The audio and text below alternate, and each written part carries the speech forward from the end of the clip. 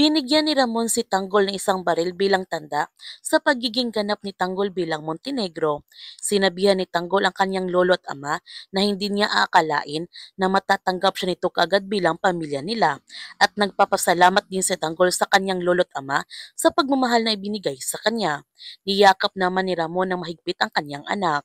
Habang ang pamilyang Guerrero, magsisimba naman sila sa Quiapo at dapat kumpleto sila nito dahil kailangan makita ng mga tao na buo ang kanilang pamilya sa pagsuporta ni Miguelito sa pagtakbo nito bilang mayor ng Maynila. Dadaan naman si Tinding sa simbahan dahil gusto niya humingi ng gabay at dagdag ng lakas.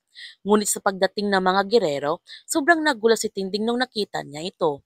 Kaya nagmamadali siyang lumabas sa simbahan pero nakita naman siya ni Pilar at sinundan niya si Tinding.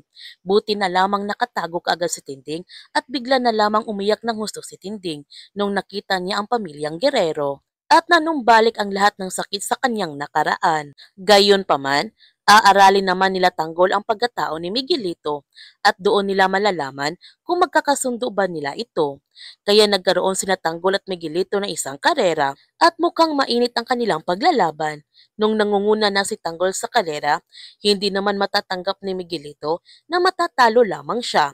Kaya gagawa siya nito ng paraan para talunin si Tanggol. Kaya huwag natin palalapasin ang kapanapanabik ng mga tagbo sa Batang Quiapo.